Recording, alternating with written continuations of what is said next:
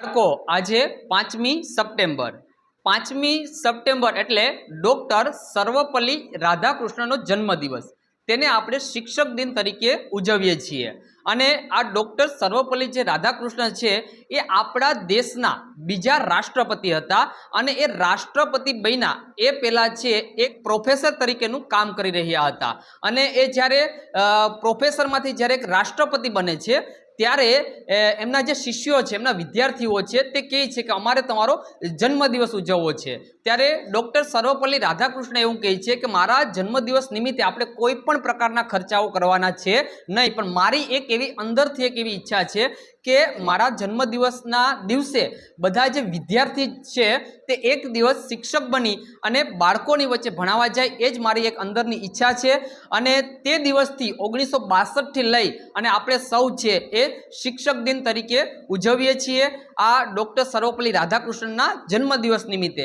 તો આજે આપણે પણ આપણા ક્લાસમાં ધોરણ 6, 7 અને 8ના વિદ્યાર્થીઓ છે એ શિક્ષકો બનીને આવ્યા છે. અને એ લોકો એક દિવસ પૂરતા આપણે અહીંયા ભણાવશે. અને આ ભણાવવાથી એ લોકોને પણ ઘણી બધી વાસ્તવિકતાઓનો અનુભવ થાય છે. એને પણ ઘણી બધી ખબર પડે છે કે એક દિવસ એક શિક્ષક તરીકેનું કાર્ય છે એ કઈ રીતે કરવું પડે છે. તો એમને પણ ઘણું બધું શીખવા મળે છે. તો ચાલો આપણે થોડો એવો મારી પાછળ જે ઘણા બધા શિક્ષકો આજે બનીને આવ્યા છે એનું ઇન્ટ્રોડક્શન આપી દઈએ અને ત્યાર પછી આપણે એ ભણાવશે આપણે બધાએ જોશું. તો આજના દિવસે આપણે પ્રિન્સિપાલ તરીકે છે એ મનીષભાઈ છે કામગીરી બજાવશે. અને ત્યારબાદ છે ઘણા બધા શિક્ષકો છે વિવિધ પ્રકારના વિષયો છે ભણાવશે. તો આપણે બધાએ વિડીયોમાં કન્ટિન્યુ બન્યા રહેજો. બધાને આપણે જે ભણાવશે બધાને આપણે જોવાના છે. મારું નામ છે દિવ્યા. આજે હું ભણાવીશ વિજ્ઞાન પાઠ 3 ઉષ્મા. તમે જાણો છો કે ઊનના કપડાં પ્રાણી રેસામાંથી બનાવવામાં આવે છે. તમે એક પણ જાણો છો કે સુતરાઉ કપડાં વનસ્પતિના રેસાઓમાંથી બને છે. શિયાળાની ઋતુમાં જ્યારે બહાર ખૂબ જ ઠંડી હોય ત્યારે આપણે ઊનના કપડાં પહેરીએ છીએ. ઊનના કપડાં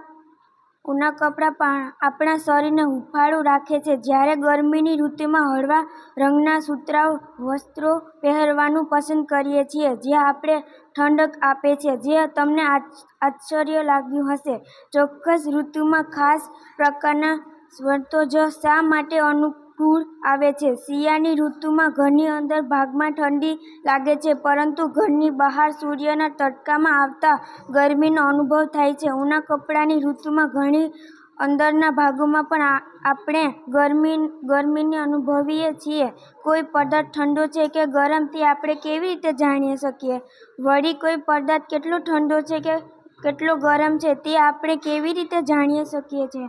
આ પ્રકરણમાં આપણે આવા કેટલાક પ્રશ્નોના જવાબ મેળવ્યા. મારું નામ છે જિજ્ઞેશ અને હું આજે તમને ધોરણ 7નું ગણિત ભણાવીશ. પાઠ પ્રકરણ નંબર 3 માહિતીનું નિયમન. માહિતી. કોઈ પણ અવલોકનને માહિતી કહે છે. તેના બે પ્રકાર છે, એક સંખ્યાત્મક માહિતી અને બીજી ગુણાત્મક માહિતી. આપણે આ પાઠમાં એક બીજી વસ્તુ પર ધ્યાન દેવાનું છે. તેનું નામ છે સરાસરી. સરાસરીને સરેરાશ અને મધ્યક પણ કહેવામાં આવે છે. તે સરાસરી એટલે માહિતીના સમૂહ માટે મહત્તમ ઉપયોગમાં લેવાતું એક પ્રતિનિધિ માપ. તેનું સૂત્ર છે અવલોકનોનો સરવાળો છેદમાં કુલ અવલોકન. હું તમને આ સરાસરી ઉદાહરણ આપી સમજાવીશ. જેમ કે પ્રથમ 5 પૂર્ણ સંખ્યાની સરાસરી.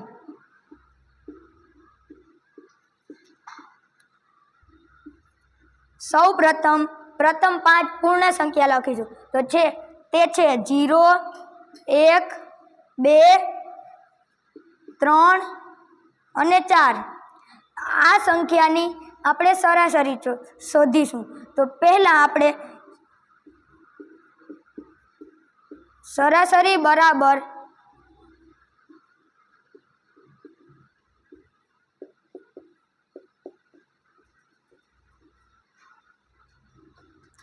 અવલોકનોનો સરવાળો છેદમાં કુલ અવલોકનો.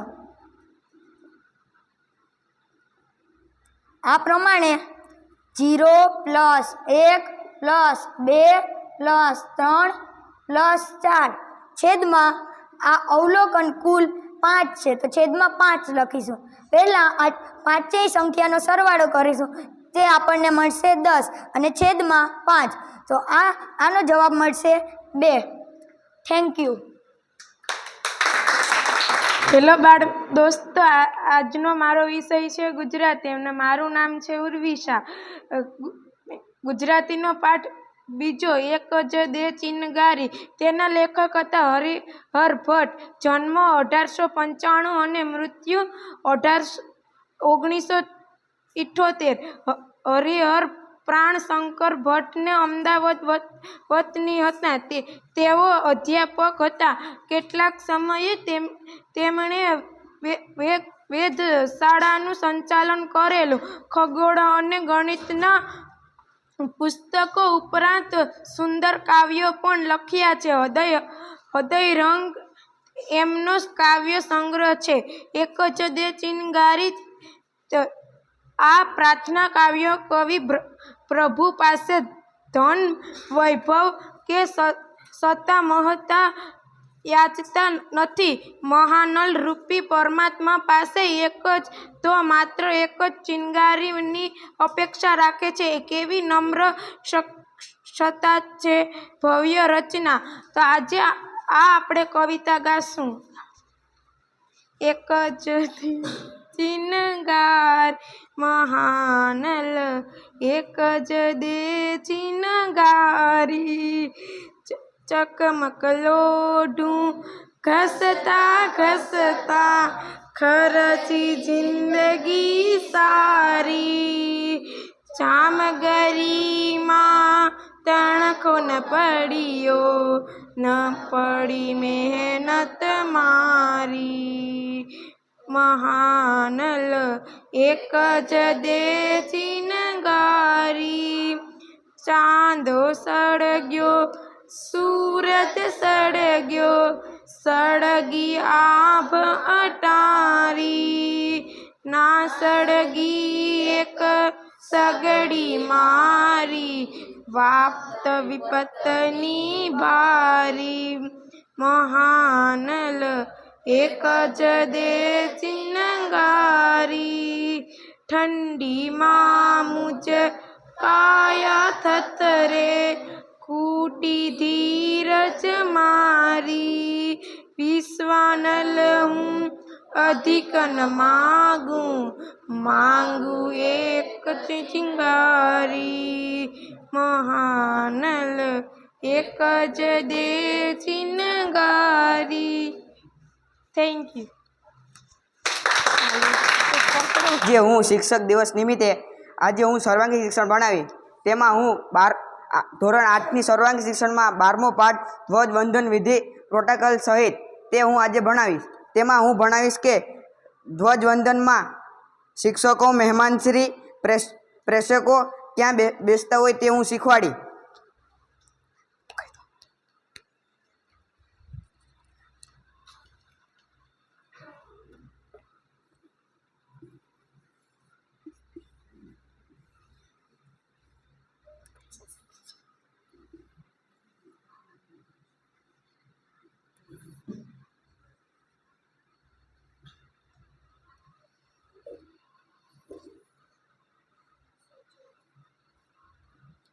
તો આ છે સ્ટેજ.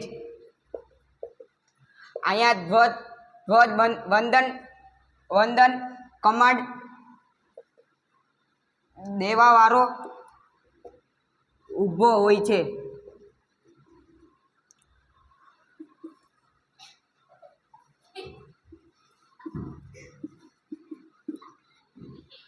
અહીંયા ધ્વજ વંદન કરવા વાળો મહેમાન ઊભો હોય છે. અહીંયા બાળકો અથવા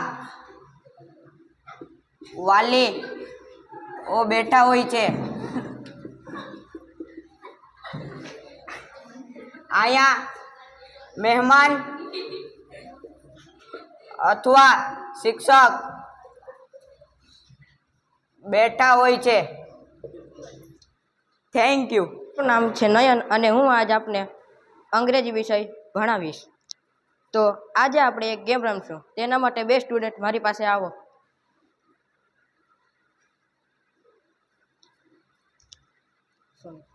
Hello, Mrs.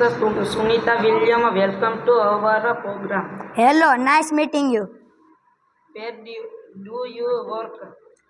At NASA as a flight engineer. Where you born? Ohio. What is your date of birthday? 19th September 1965. Where did you get your graduation from? I did my graduation from Florida Institute of Technology. Which pencil times did you bring with you in the space first time? The Bhagavad Gita, a small idol of Ganesha, and a letter written in Hindi by my father. Who inspired you in your life and work? Mahatma Gandhi. What your country of original? India. In fact, my father Deepak Pandya is from Gujarat. William કહે છે, hello, nice to meet you. તમારી મુલાકાત સારી થઈ. Interviewer, where do you work? તમે ક્યાં કામ કરો છો? સુનિતા વિલિયમ કહે છે, એટ નાસા ફ્લાઇટ એન્જિનિયર. હું નાસામાં કામ કરું છું. Interviewer, where do you Born? તમારો જન્મ ક્યાં થયો છે? સુનિતા વિલિયમ કહે છે, ઓહિયોમાં. ઇન્ટરવ્યુઅર પૂછે છે, what you date of birth? તમારો જન્મ તારીખ કઈ છે? સુનિતા વિલિયમ કહે છે, 19 સપ્ટેમ્બર 1965. 19 સપ્ટેમ્બર 1965. મારું નામ છે ભૂમિ અને આજે હું લેવાની છું ભગવદ્ ગીતા પાઠ 2 અંતિમ દીક્ષા. સવાર પડી આશ્રમ જાગી ગયો. ધૌમ્ય ઋષિની દૃષ્ટિ ઉપમન્યુ પર પડી. ઉપમન્યુ, આજે ગાયો ચરાવવા વનમાં તારે જવાનું છે. મોઢું ન કરતો. ઉપમન્યુ, ભલે ગુરુજી. ઉપમન્યુ કહે, ત્યાં વનમાં ખાઈશું? ઉપમન્યુએ સ્નાન કરીને ભિક્ષા લાવીને જતા પહેલા જ નિરાતે જમી લીધું. મારું નામ છે સાવન. આજે હું ભણાવવાનું છે ગુજરાતીનો પાઠ 6. તને ઓળખું છું માં. તેના કવિ છે મનોહર ત્રિવેદી. તેમનો જન્મ 4/4/1944 થયો હતો. કવિ મનોહર રતિલાલ ત્રિવેદીનું વતન ભાવનગર જિલ્લાનું સુરનિવાસ ગામ છે. તેઓ ઢસા જંકશનની હાઈસ્કૂલમાં શિક્ષક તરીકે સેવા આપીને નિવૃત્ત થયા છે. મોસુજણું છૂટી મૂકી વીજ અને મિતવા એમના કાવ્ય સંગ્રહો છે. બાળ સાહિત્યમાં પણ તે એમનું નોંધપાત્ર પ્રદાન છે. ગામ અને નાતો તેમના વાર્તા સંગ્રહો છે. તેમજ નથી નામે એક નવલકથા પણ એમણે આપી છે. આ સર્જકના કેટલાક પુસ્તકો પુરસ્કૃત પણ થયા છે.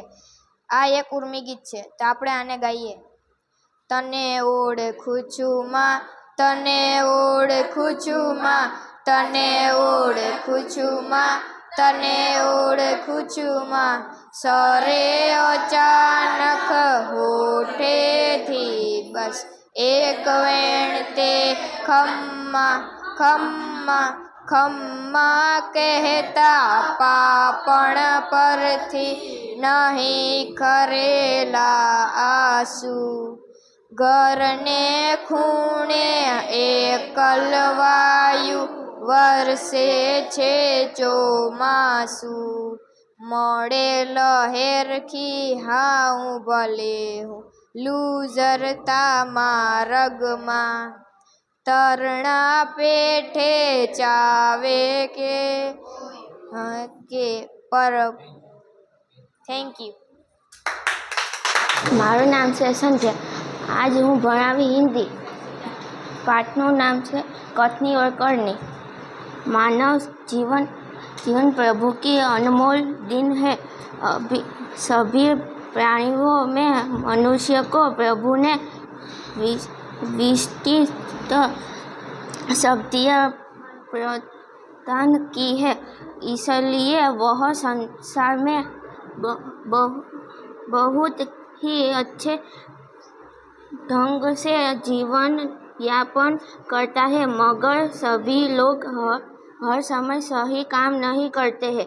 कई बार मनुष्य कहता कुछ है और करता कुछ है. कहीं मनुष्य की कथनी और करनी में अंतर देखने को मिलता है. इस बात को प्रस्तुत निबंध में उजागर किया है. મારું નામ છે મયુર. હું આજે લઈશ હિન્દી. હું તમને એક સરસ મજાની કહાની હિન્દીમાં સંભળાવીશ. इकाई 3. समझदार नन्ही. नन्ही बतख तट पर आई तो उसने देखा कि एक बिच्छू दलदल में फंसा है. बिच्छू ने नन्ही से प्रार्थना की, बहन मुझे बचा लो. नन्ही को उस पर दया आ गई. उसने बिच्छू को दलदल से उठाकर सूखे स्थान पर रख दिया. बिच्छू को शैतानी सूझी. उसने नन्ही को डंक मार दिया. नन्ही पीड़ा से तड़प उठी. उसने बिच्छू से पूछा, क्यों भाई मुझे तुझे डंक क्यों मारा? बिच्छू लापरवाही से बोला, क्या करूं, डंक मारना मेरा स्वभाव ही है. नन्ही बोली, तुम यह गंदी आदत छोड़ दो, नहीं तो કોઈ મુસીબત મેં તમારી રક્ષા નહીં કરેગા. મારું નામ છે વૈશાલી અને હું આજે સામાજિક લઈશ. આપણે આજે ત્રીજો પાઠ ભારતનો પ્રથમ સ્વાતંત્ર્ય સંગ્રામ. આપણે નાનપણથી જ જાણીએ છીએ. રાણી લક્ષ્મીબાઈ, મંગલ પાંડે, તાત્યા ટોપ, નાના સાહેબ વગેરે પરિચિત છીએ. નાનપણથી આપણા આદર્શ રહ્યા છે, કારણ કે એ આ મહામાનવોએ આ સ્વાતંત્ર્ય સંગ્રામ તરીકે ઓળખાતા ઈસવીસન 1857ના સંગ્રામમાં અંગ્રેજો વિરુદ્ધ મોટા પડકાર ઊભો કરી તેને ભારતમાંથી બહાર ફેંકી દેવાનો અદ્ભુત પ્રયાસો કર્યો હતો. તેમણે અંગ્રેજી શાસનને મૂળમાંથી હચમચાવી નાખવાની, ભારતને સ્વતંત્ર કરવા પોતાનો જીવ રેડી દીધો હતો. મારું નામ છે વિશાલ. આજે હું તમને ભણાવીશ સામાજિક વિજ્ઞાન. પાઠ છે 15મો. આપણો દેશ લોક સાહિત્ય છે. આપણા દેશમાં વિવિધ ધર્મ, જાતિ અને ભાષાને ધરાવતા લોકો વસે છે. વિશ્વના ભૌગોલિક, સામાજિક અને સ્થિતિ વિવિધ આપણો દેશ સૌથી અલગ તરીકે આવે છે. અનેક વિવિધ છતાં દરેક સમાન તક મળે રહે માટે આપણો દેશ બંધારણના ઘડવામાં આવ્યો છે. દરેક સ્વતંત્રતા રાષ્ટ્રને તેનું પોતાનું બંધારણ હોય છે. બંધારણ દરેક દેશના મૂળભૂત દસ્તાવેજ છે, જે અનુસરે છે સરકાર દેશનો વહીવટ કરે છે. બંધારણ જમવા પ્રમાણે જે દેશનું વહીવટી થવું હોય. આપણો દેશ બંધારણ વિશ્વનો સૌથી મોટો લેખિત બંધારણ છે. વિશ્વનું ભૌગોલિક રીતે ભિન્નતા તથા પડકારો વચ્ચે દેશનું સંચાલન ચાલતું રહે છે. બંધારણની રચના કરવામાં આવી છે. બંધારણનો અર્થ કોઈપણ દેશનું શાસન ચલાવવા માટે બંધારણની જરૂર પડે છે. વ્યવસ્થિત સંગ્રહ દેશનું બંધારણ કહેવામાં આવે છે. બંધારણના ઘડવૈયા. આપણા દેશ આઝાદ થયો પછી ચાલતું શાસન છે. ચોક્કસ માર્ગદર્શન જરૂરી હતું. આ માટે બંધારણની રચના કરવામાં આવી હતી. જોયું બંધારણ ઘડવા માટેની રચના આવેલા સભ્યોને બંધારણમાં સભા કહેવામાં આવે છે. બંધારણ સભામાં કુલ 389 સભ્યો હતા. બંધારણ ઘડવાની પ્રક્રિયા માટે વિવિધ વિષયો અને સંકળાયેલા 23 સમિતિઓની રચના કરવામાં આવી હતી, જેમાં જુદી જુદી ધર્મ, લિંગ, ભિન્નતા, ભૌગોલિક પ્રદેશના વ્યક્તિઓ, રાજકીય પક્ષો, પ્રતિનિધિ તેમજ વિવિધ ક્ષેત્રોને તજ્ઞ વ્યક્તિ સમાવેશ થાય છે. Doctor Rajendra Prasad, Jawaharlal Nehru, doctor Bhimrao, Sardar Vallabhbhai Patel. Thank you. મારું નામ મનીષ છે.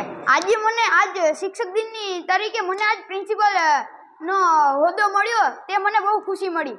પણ આપણે અભ્યાસ કરતા હોય ત્યારે આપણે શિક્ષકને બહુ હેરાન કરવા ન જોઈએ, કારણ કે આપણે જ્યારે ભવિષ્યમાં મોટા થશું ત્યારે શિક્ષકના દ્વારા જ આપણે એક જિંદગીમાં આપણે કંઈક મળશે.